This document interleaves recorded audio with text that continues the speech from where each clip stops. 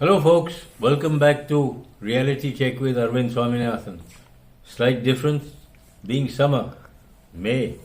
I thought get into the scheme of things, but it is a little cooler than normal. Anyway, let's get back to this. You saw the beginning. Again, the wrong man for what could have been a very good idea. Now, moving on from that, there's a little more we have to look at. You see, we have a problem in India. When you start learning anything, you start from square 6 or 7 and then go on from there. But you forget the very basics on which these things you've learned are based. What you should do is start at -1, and that's what I've tried to do, so that you understand the whole reason behind all this. Why did this silly stuff happen?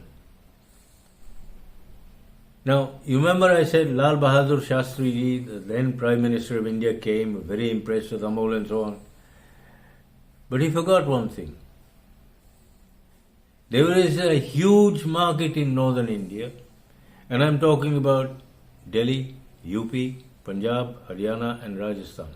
A very huge milk-based sweets and paneer market. He never thought about that. And they are not based on huge, great manufacturing places. They are not based on milk powder palaces. They are based on small scale.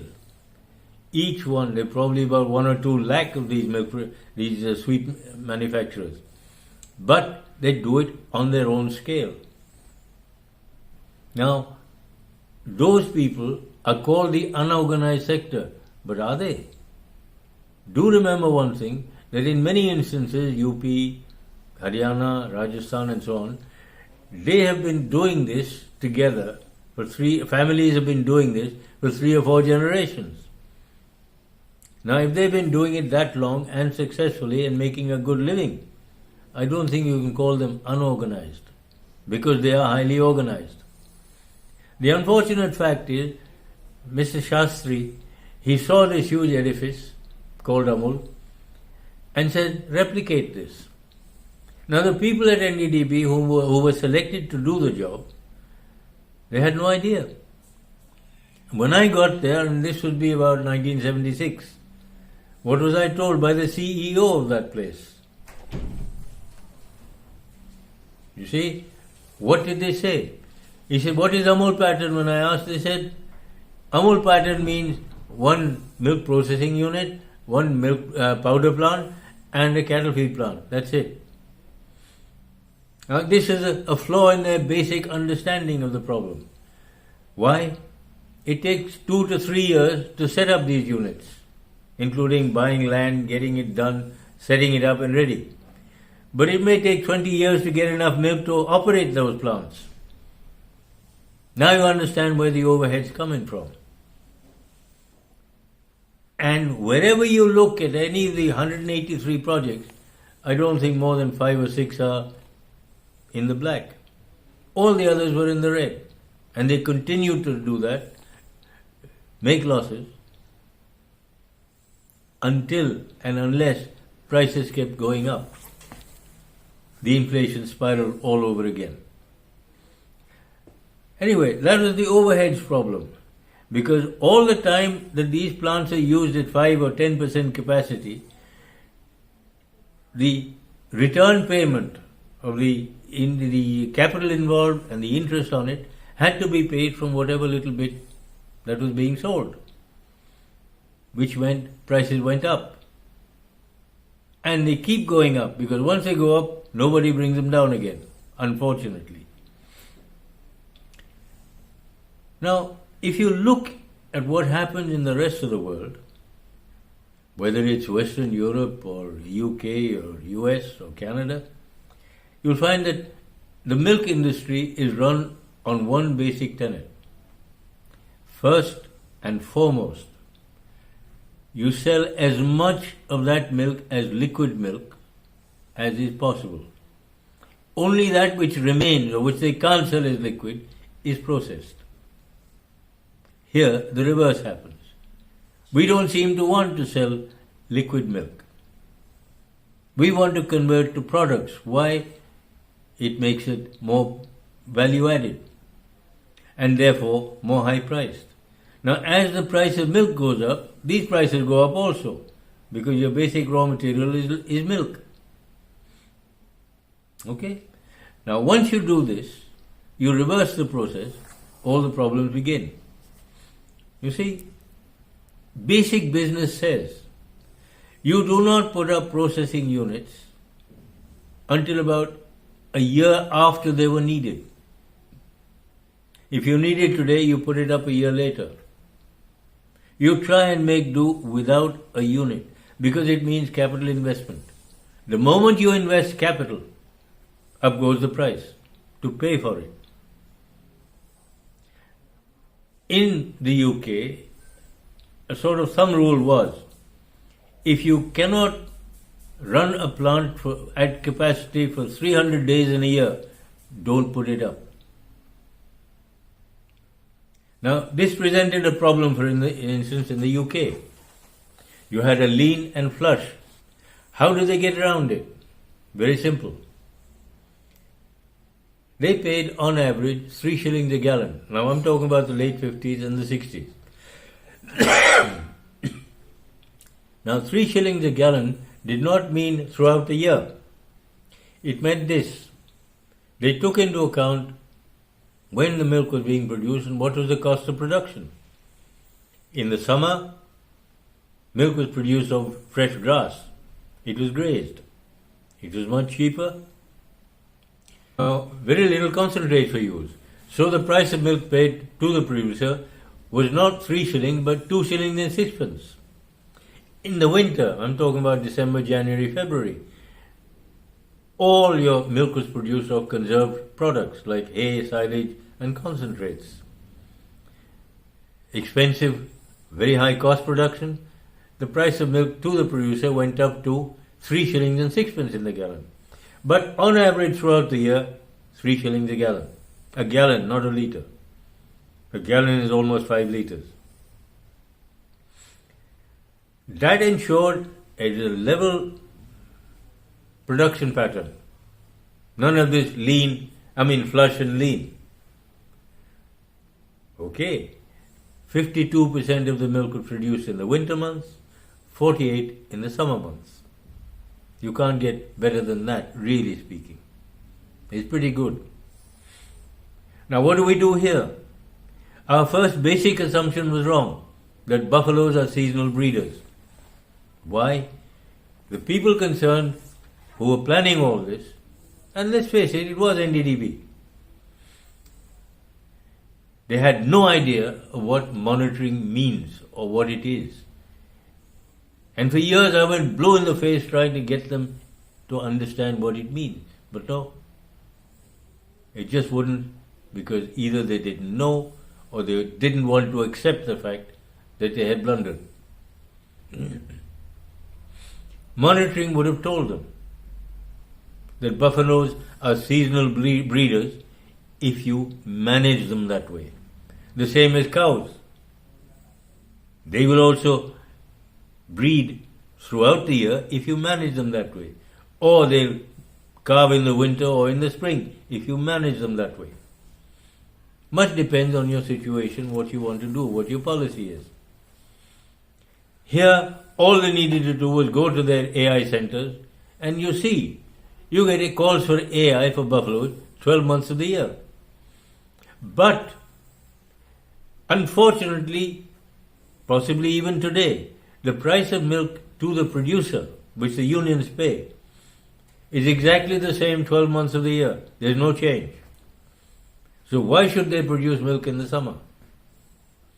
It's expensive. There's very little fresh grass around. Lots of concentrate. There's even a shortage of water in many instances. It's also more of a problem. So why should they produce it? They're not getting any extra money for it. So why should they? They produce it in the winter. So all their buffaloes are crossed so that they calve around September, October to produce milk in those winter months. You have a flush. In the summer, you have a lean season. There is one other factor. Take Gujarat out of this situation. You come to northern India. You have a huge sweet-based market, milk-based sweet market. Okay? Where would they get their milk from for the summer? Especially, for instance, paneer. They pay a higher price. They get the milk, so the co-ops don't get it. In the winter, once they pay the same price as the co-ops to get whatever they need.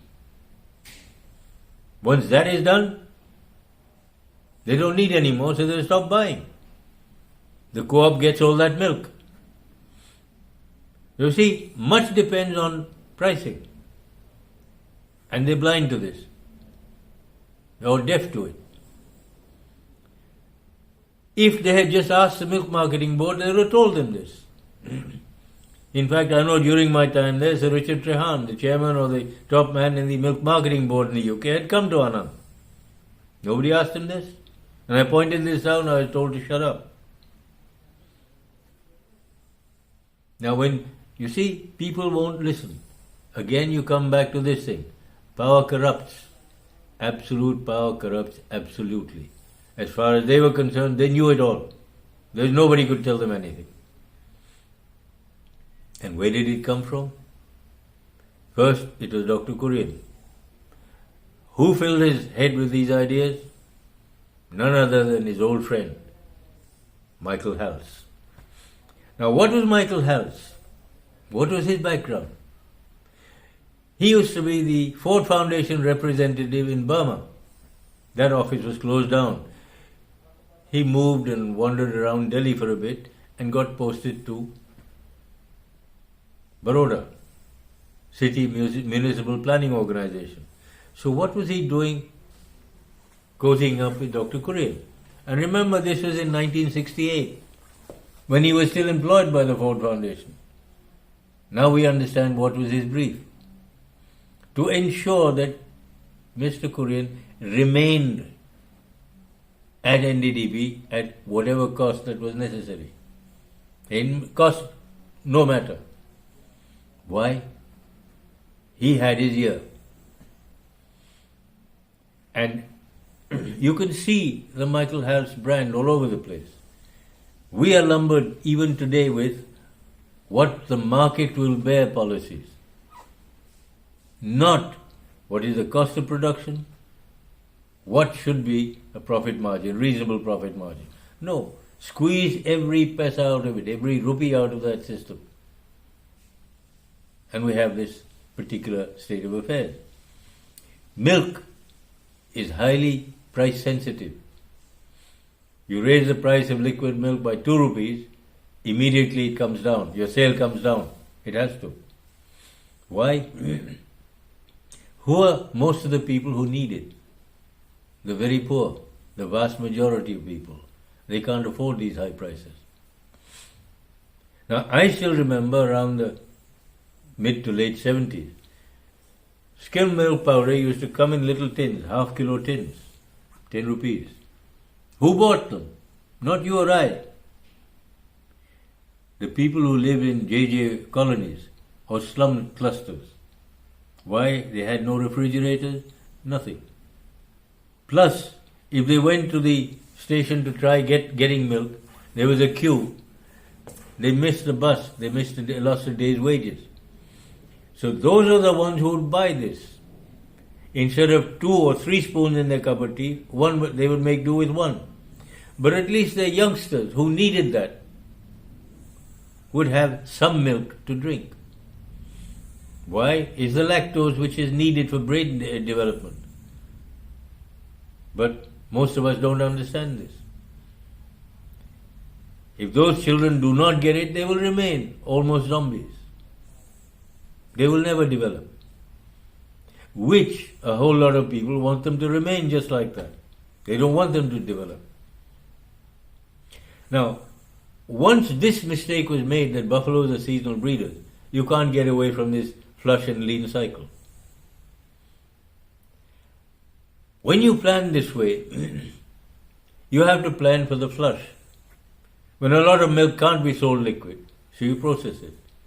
Now, around 1990, I did have a look at some of these figures, and it gave me one heck of a shock. I found that there was so much powder making capacity had been built that you could turn into powder every drop of milk procured by all the cooperatives all over India under this Operation Flood scheme. I mean, what kind of a ludicrous state of affairs is this? And this is one of the biggest reasons they put up milk plants or powder plants which have never been used. For instance, there's one in Darjeeling. Why? It was never used. There's another one put up in Bikaner. It worked at 5% capacity utilization for years. And that was only done to make sure it still works. That's it. Now, when you have so much capacity built in, where is the milk? Again, you put up capacity in 3 years and you spend 20 years trying to find milk to run it. And then who pays for all this? Now you understand why prices keep going up. Quite apart from that, in the next one, I will explain precisely why a lot of milk prices have just skyrocketed. And they will continue to skyrocket if you go on this way. Because look, if milk goes up in price, just like wheat and rice, if they go up in price, everything else goes up in price. That includes transport. It includes everything that goes with it.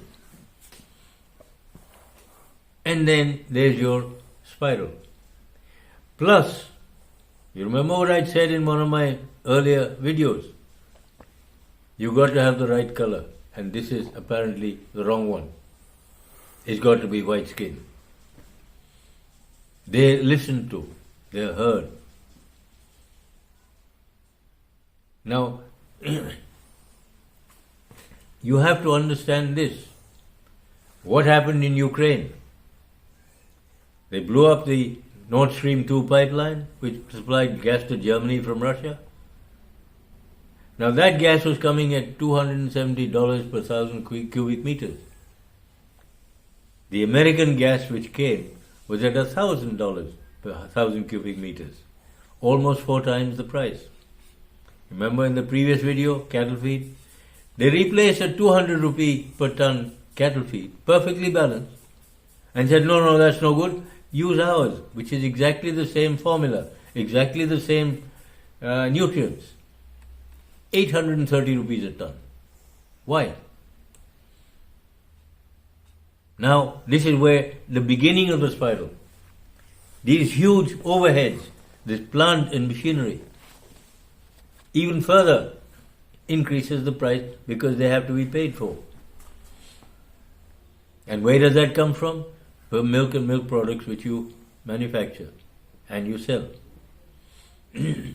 Now, the UK and Europe has only maybe a little bit of cheese, whole lot of varieties of cheeses, yes. But how much? Their premium market is liquid milk. What can't be sold as liquid milk goes for cheese. Some confectionery like bakery products and so on. But basically, cheese. Milk that is sent directly for cheese gets paid a lower price to the producer than milk for liquid sales. Here, the reverse happens. Now you begin to understand what's happening here. Because that was Mr. Michael Halse's brief from the Ford Foundation, to make sure our prices get to such a level that we cannot compete with any Western companies who are now marketing here. To them, we were the market to be developed. It took a while for them to come in here, but now they're making a whole lot of money. Why? Because our products can't compete. You remember I pointed out that Amul was looking for a subsidy from the government of Gujarat to market skim milk powder outside India at a lower price than in India. Why? They, at that time, according to reports, had 90,000 tons of skim milk powder in their storerooms, in their warehouses. Now you think of that. 90,000 tons sitting there and they can't do anything with it. Does that make sense? No. Which means they'd rather hold on to it and hoard it, but not sell it at a lower price in India. Why? They don't want the price to come down. Now, when a cooperative with all this protection starts behaving like a foreign multinational, why should they be treated like cooperatives? I mean, what are they doing for this country? Nothing. They're trying to destroy it. The inflation spiral is something we don't need. And this inflation spiral, believe it or not, where did it begin? Would you believe the Ford Foundation? They tried to mess up the rice production program. I personally put a stop to that. But it was undone because one of their assets, the so-called great M.S. Swaminathan, he helped them in every possible way. Why? They brought in a useless variety and she kept putting up its prices. As long as that price went up, all other varieties, their prices spiraled. Milk, same thing. You see, you don't need a huge organization to start something like this. One man in a key position, in a key advisory position, can do the job, as Michael Hals did. And Dr. Kurian, he himself admitted every time you talk to him, he knows nothing about milk or milk products. And yet, he was the boss man, with this man feeding him all the information he wanted, which was not correct. And why? Michael Hals also performed one other function. He wrote all of Dr. Kurian's speeches, with punctuations and all. He was very happy with him. Plus, the World Food Prize. Remember, only 2 people have ever received it. Dr. Kurian, Dr. M.S. Swaminathan. Both considered as CIA assets. Why? Who sponsored the World Food Prize? Believe it or not, the Kraft Foundation, which in the 60s and 70s was known as the pay arm or the carrot end of the CIA. This is how they rewarded their assets. Now, now that we have the background, the basic incorrect or wrong assumption that buffaloes are seasonal breeders, putting up all these things, all these processing units, most of them, people knew they were never going to be viable. But all these big milk palaces, why? How we've done it. We put them up. The fact that they never make money unless the price keeps going up, that doesn't matter. You see, we put these things up. We've shown we can put it up. Another thing, why did NDDB need an engineering section? It was probably the biggest at the time. All they did was order these plants from Alfa Laval or APV or Vulcan Laval or what have you. They could have put them up. But they didn't. Anyway, now in the next one, we'll get down to the real nitty-gritty. And believe me, that will be one eye-opener. And that will really explain why milk prices keep going up. This is just the background, but a very important part of the background, because until you understand this, you can't understand that either. This is starting at square minus 1. This is what I'm trying to do. I hope you understand. Well, folks, thank you very much. I hope you like this one too, because it's an important one. Please subscribe, press the like button, and I'll see you next time. And the next one, believe me, will put a final nail in that particular problem. Ciao.